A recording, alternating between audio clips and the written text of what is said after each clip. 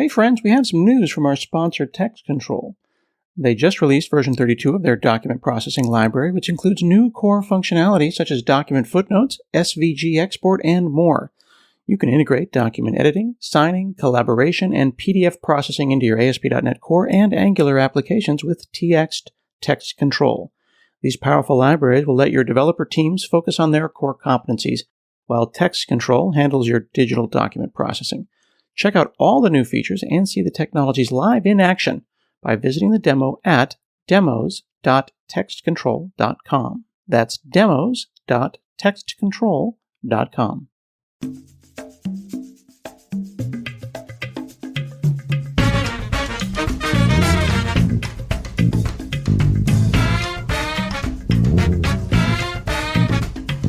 Hi, I'm Scott Hansel, and this is another episode of Hansel Minutes. Today, I am pleased to have Abubakar Salim on the show. He is the actor and the founder of Surgent Studios, and their recent video game release, Tales of Kenzera Zhao, is out right now, and I have been just knee-deep in this world, and I'm thrilled to be chatting with you, sir. How are you? Oh, very well. Thank you. That's really lovely that you're enjoying. Oh, very much. And of course, people may also know you from your role in Assassin's Creed Origins as Bayek of Siwa. Of the 13 Assassin's Creed games, the mainline games, it is consistently top one or two. Really, really, and it all comes down to your voice acting.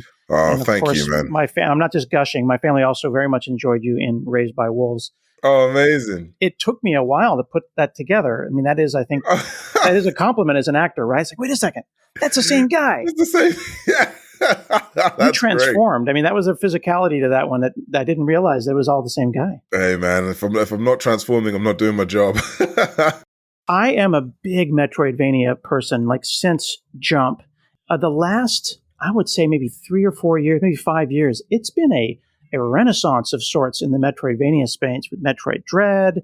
We just saw Prince of Persia come out with a Metroidvania. Like, why make a Metroidvania now? Is it a crowded place? So I think the way that I sort of approached it is like, again, I'm very much led by story. I'm very much led by, trying to use the art form to kind of deliver a message. And so for me, really choosing the genre of the Metroidvania genre was because I felt like it was the best way of kind of showing grief. Because again, you're throwing a character in the middle of nowhere. They have no idea, like this alien world. It feels hostile, dangerous. They can't prepare for it. But the longer you spend time in it, the more comfortable you get, right? And I think that is why I chose the genre. It kind of captures and encapsulates that feeling of grief in the best way possible, really.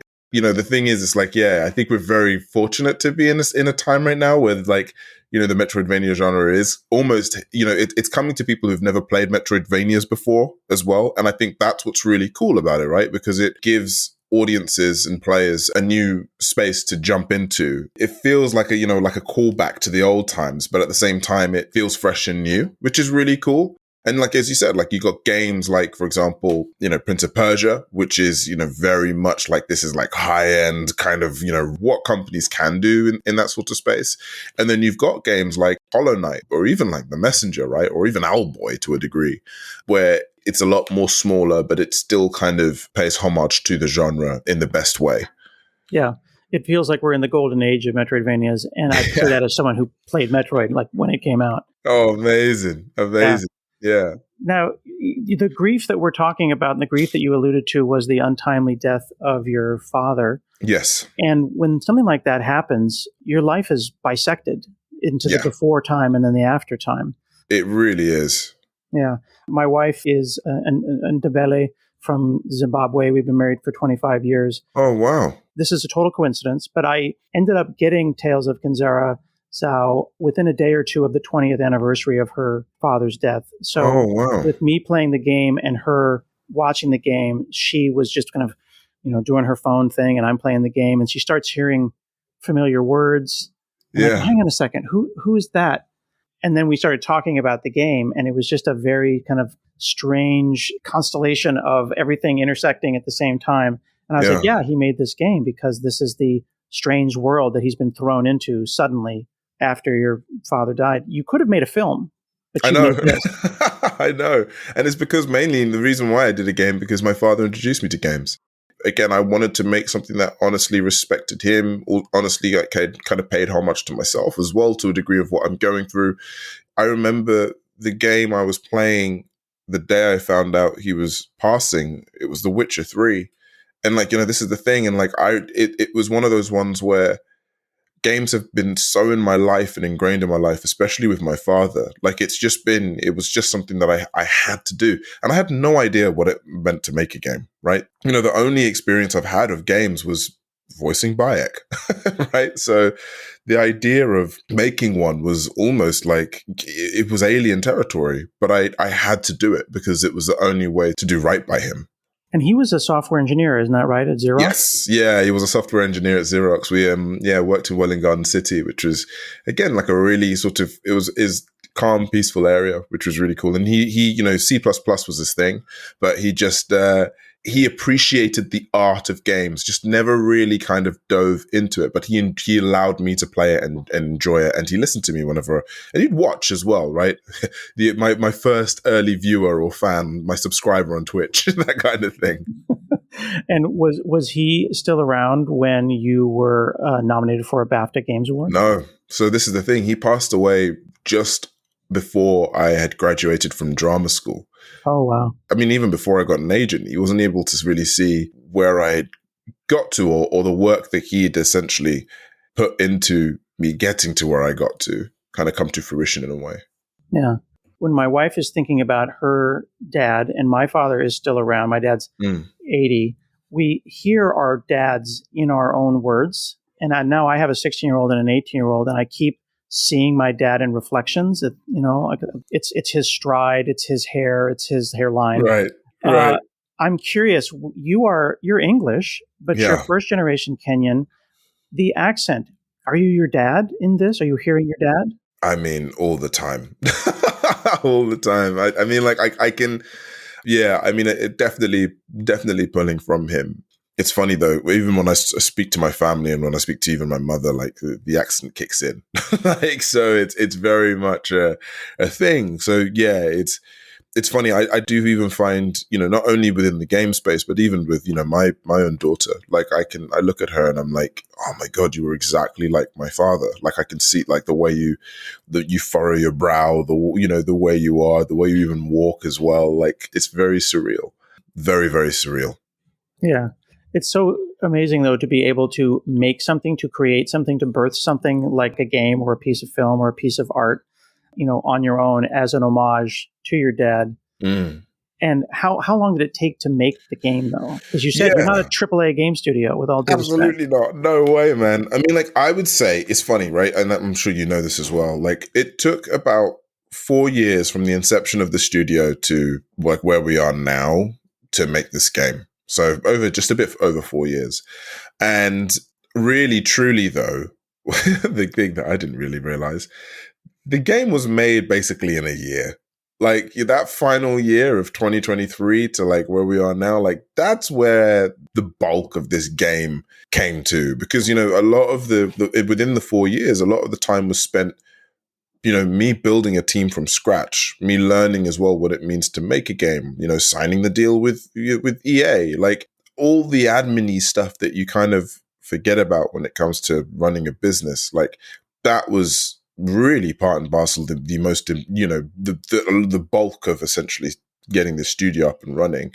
The game itself, we had a prototype and we had like, elements of that and building blocks here and there, but truly like its fruition or its final sort of elements came into that last year or a bit, of dev time. The decisions that one would have to make from a technical perspective, even though your dad was a software engineer, I don't know if you have a background in engineering at all. No, not at all. I mean, like I've always been fascinated by it, but it is another language that terrifies me. Mm-hmm. There must be the other side, which is the CTO, and you are the CEO. You must find a trusted person, and that person picked a game engine, and then you had to find a trusted art designer. Are you the showrunner at this point? Basically, pretty much, yeah. I mean, like the way that I've kind of been and behaved is very much like the creative director, showrunner-y sort of person. But funnily enough, the picking the engine and and all that stuff, again, was very much early days. Like, we started this game in Unity. And then I remember talking to some of the people who worked at Epic about Unreal and what they wanted to do with it. And I think, I was like, oh, this is very exciting. Let's go to Unreal, not realizing the devs, I then had to relearn like how to use Unreal. But then, what ended up happening is I ended up finding people who were, specialized in Unreal to kind of build in that. And I found it a lot easier to get used to and use as a whole. But yeah, like even like, for example, like our CTO came in like the last year of development. Like, it was honestly, building the team was one of those ones where it was a massive learning, a huge learning, because again, you realize again, like you have to build a space that not only feels secure, but also you have to know what your voice is in this industry, because there are a lot of games out there and there are a lot of industry and studios out there, Yeah. And, I brought up Prince of Persia, not just because it's a great game, but it came out like a couple of weeks ago. Oh, man. It's a busy Honestly. time. I assume that you can hear whispers that a similar, and I say that in air quotes, a similar game in the sense of a 2.5D Metroidvania side scroller with a kind of a painted art style. How do you make your game be recognized when this behemoth and Jordan Mechner is out there, promoting the heck out of it, but you have been noticed? Yeah, I mean, it's one of those ones where, again, the one thing that I've realized is, because I play a lot of games, right? The one thing that I think that I've missed really is essentially the heart in it. I drove with this idea of like, look, even though this is our first game and it might do well, it might not. The idea though is that we're putting something out there with a lot of heart in, and I think that's how you cut through, man. Like, I think like truly, like for me, it was about bringing the artistic perspective to this, because this is games in my eyes are a technical art, like a film or a TV show. They are all pieces of art. They're there to obviously entertain, but they're also there to kind of affect. And I think like that was something that I really wanted to do. Now, not to say that Prince of Persia doesn't have any heart. It has a lot of heart, and the devs have put a lot of care into it, and you can see that through the work. It's a technical masterpiece. But I think like for me, the one thing that I knew was going to sort of aid and help this was essentially being like, look, this is, giving people more context. I never really understood it, as a gamer myself, the people behind the machine, if that makes any sense. And I was like, well, I want to show people that, people actually make these things. There are actually human beings behind this, and they're driven by emotion and driven by wanting to do something really, different. And so that was sort of the, from the get-go where we kind of were driving from. And that, I feel, aided us essentially being different, in a way of like being like, oh yeah, it's it's the game, by that guy who went on the stage of the Game Awards and nearly cried. You know what I mean? Yeah. One of the other things that's interesting is a lot of these games build a mythos, they build lore, and a lot of the lore is just pulled out of nowhere. You did some work on a Game of Thrones spinoff, and certainly George R.R. Martin didn't make stuff up, right? He just makes up words. Yeah. But I was about an hour into the game, and I started thinking, hang on a second, Impundulu, this is a real thing. Like, yes, Impundulu, it's a lightning bird. It's like a Zulu myth. There's a Bantu mythology throughout this, but it seems like you're kind of, it's fast and loose isn't the word. You are liberal in that you pick from here in this country and a little bit of Zambia and a little bit of Kenya. Because I'm like, is this Swahili? Well, hang on, the words are Swahili, but he's picking a little Zulu here. Yeah. Help me understand that. Like, help me. It's not one country. It's something else. No, it's so for me, it was important again to pull from different Bantu spaces that not only inspired me on my journey of essentially wanting to tell the story. So, like, for example, filming in South Africa when I was doing Raised by Wolves and talking to the people there was there was a real feeling of learning a lot as I was out there, talking to Sangomas as well out there and learning about the elements of spirituality and healing in that essence. It was important for me to pull from these spaces to then inspire other people to be like, I wonder if this is real or not. Google it, realize that it is real, and be like, I want to learn more. Because again, this is the richness and beauty of, specifically with Bantu myth. We don't even get me started on Yoruba, but like it's like there's so many stories and so many characters and so many beings to sort of get introduced to. I rather than give you one, side, I want to give you as much as I can. Yeah. Yeah. And it's so cool to me that you didn't have to make up a bunch of stuff. Again, with all due respect to our friends at Game of Thrones, but like just digging into like a Sangoma, which is a traditional healer in South Africa, and Amadlozi and the ghosts of your ancestors. And this is all real stuff.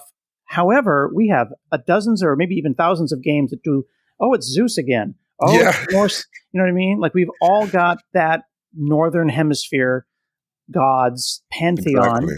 I don't know how many Assassin's Creed games there are with where there's somebody involved from Northern Hemisphere. Yeah, exactly. And this is the thing. Like for me, and again, I remember people being like, "Oh, are you doing it because of Black Panther?" And I'm like, "Well, not really. I'm just doing it because it's my perspective. Like I'm in the driving seat. I can actually, make these decisions. And, a lot of the stories that my father, would give me were very much inspired by these spaces and places.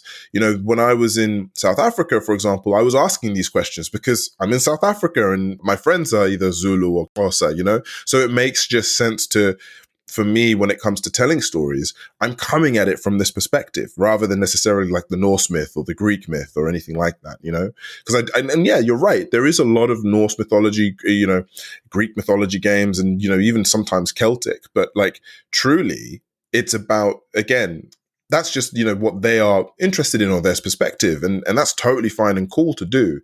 It's just, this is my vibe now. Yeah.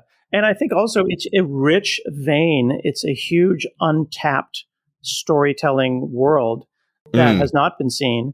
And I have to give you credit and the team credit because it would have been easy to fall in it's like a Black Panther game because people are excited about a completely fictional African nation that doesn't exist. And we all love Black Panther and Black Panther 2. But, like they speak Isikmosa because that's what his dad spoke, the South African actor spoke. And like, okay, we'll just do that. They kind of adopted little pieces. Yeah. You really stayed true to these myths, and it sent me down a Wikipedia rabbit hole. That was it. That was I'm done. I'm done. I can sign out. Mission accomplished. Mission accomplished. Yeah, exactly. I remember telling the team, like, look, if we can get anyone or convince anyone to go down a wiki wormhole, we've done our job. That's it. Yeah. And I'm talking to like our family in South Africa and Zimbabwe, and I'm asking them about myths, and some of them don't remember them. And they're like, well, yeah, I kind of remember that.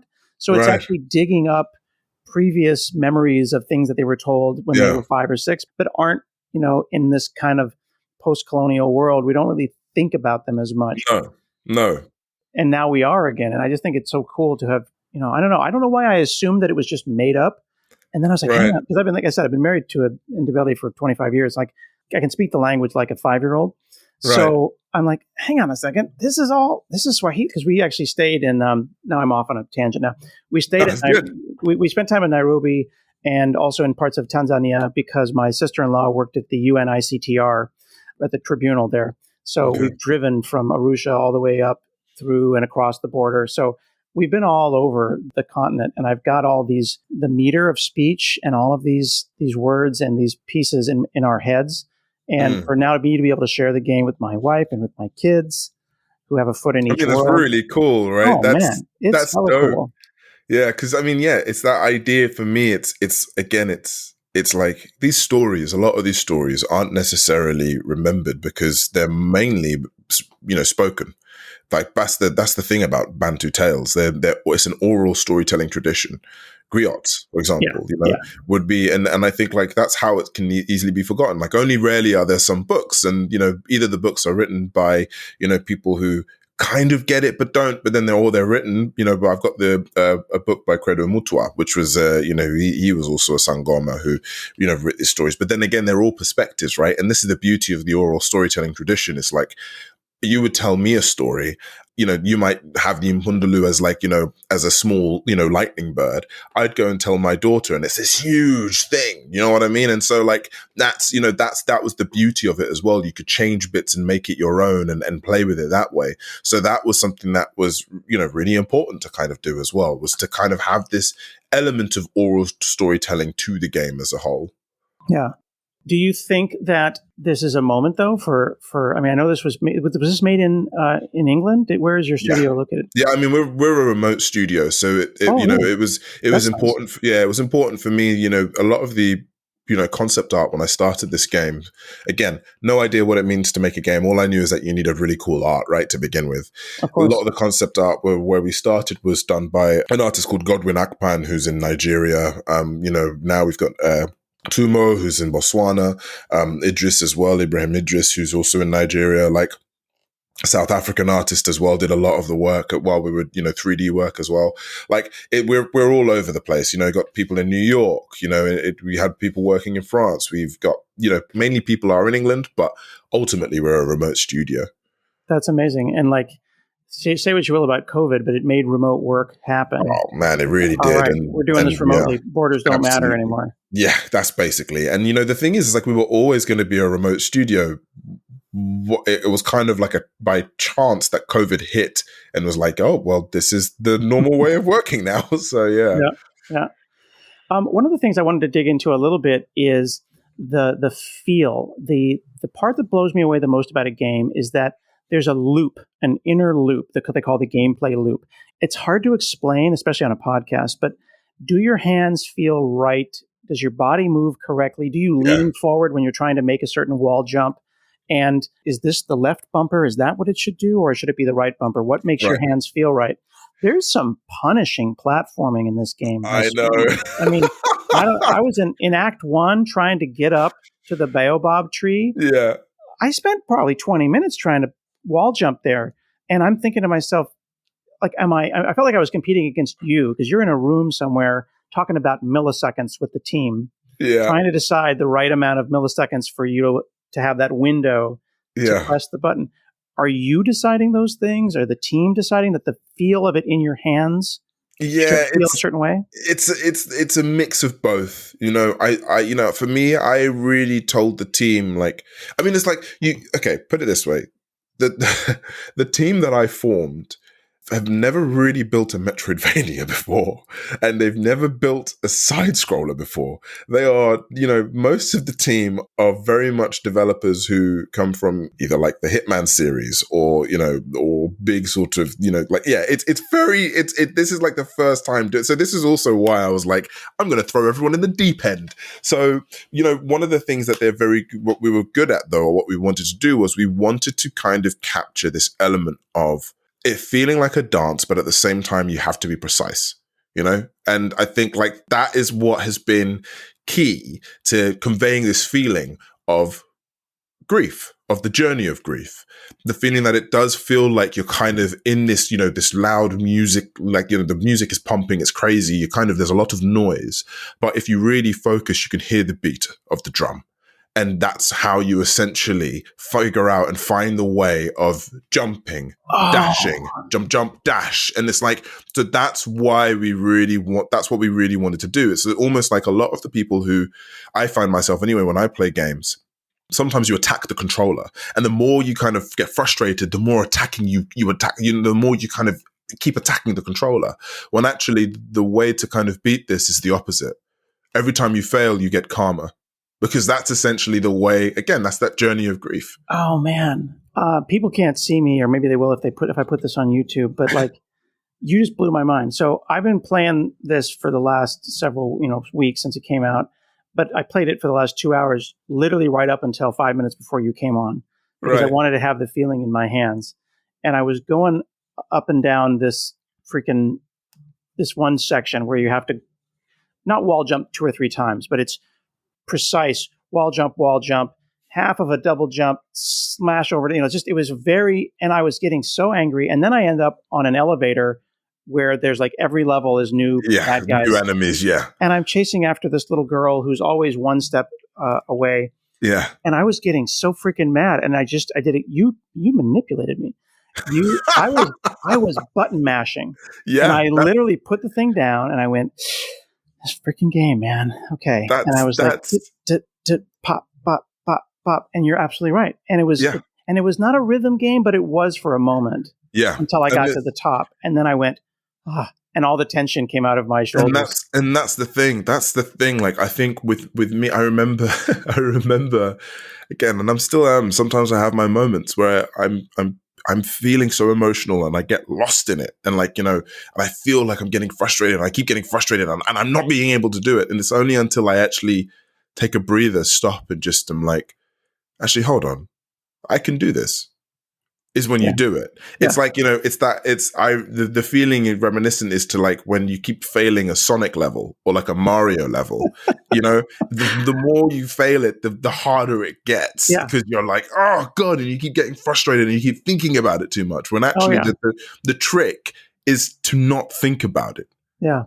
That is exactly, you were evoking Mario, you were evoking all of these games, and I could feel it in my hands, and I was like, this thing's broken. There's a timing problem here. There's something wrong. He just adds a couple 100 milliseconds there, it'll be fine. And then I walked away and I stretched my hands and I came back and I got the tempo and I made it, and it was hard. I mean, the level I'm talking about. Yeah. It was I wouldn't say punishing because I don't like games that are punitive. No. But it was unapologetic. And there are unapologetic insta-death things as well, which is a very conscious decision to make an instant. I mean, moment. I know. It was one of those ones where I think it's funny. Again, you and this is also something that I'm also learning, right? You making this game as a developer, you spend 4 years in this space. So you play it and you don't really notice those elements as much. Give it to someone who's new and fresh to this whole world, they're noticing it a lot, and I think like in my mind, I'm like, okay, I get it. It's a bit like I keep thinking about the first Ori, for example. The first Ori was punishing, especially to the point where you didn't have any checkpoints. It was always to the last save you made. So you're always thinking about that last save that you had to make, because if you didn't make that save, you would have to start all the way back again. And it was, oh my God, it was horrifying. So like for me, I can imagine like the developers being like, yeah, this is a great idea. This is cool. And they're able to get it because they know the world and what it is. But then when you come to a new player, you're like, oh my God, this is taxing. You know what I mean? Like, I ain't got time to do this again. So yeah, it is very much those. And look, I mean, like the insta-death elements as well, like truly it was a feeling of, something that we wanted to do, especially with platforming. You don't want to coast something. You don't want to, be able to kind of get knocked back and then suddenly just keep carrying on, because then you don't think about what you're doing. You just are like, oh, okay, it hit me, and then you move on.